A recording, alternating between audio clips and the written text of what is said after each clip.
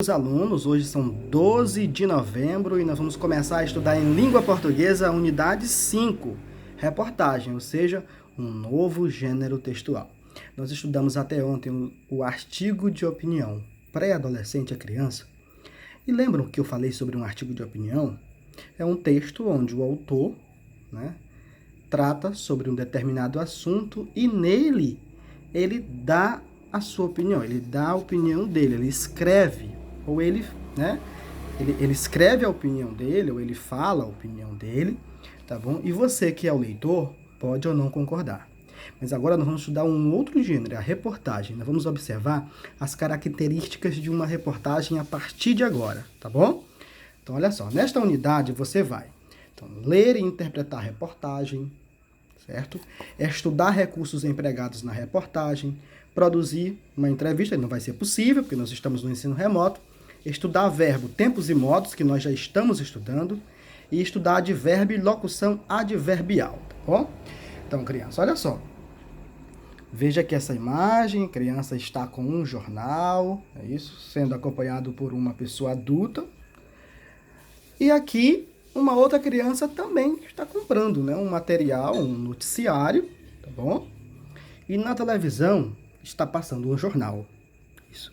Então, criança, nesses noticiários aqui, nesses jornais impressos e também os que a gente vê pela TV, como, por exemplo, o Jornal Nacional, tá? O Jornal da Record, o Jornal da Band, o Jornal da Globo, a gente sempre costuma acompanhar aquilo que chamamos de reportagem, tá? Que são textos que têm o objetivo de levar ao leitor uma notícia. Então, todo texto que você lê, que leva necessariamente uma notícia ou uma informação para você, sobre uma realidade, sobre um acontecimento, a gente chama ela de reportagem. Nós vamos entender um pouquinho mais à frente.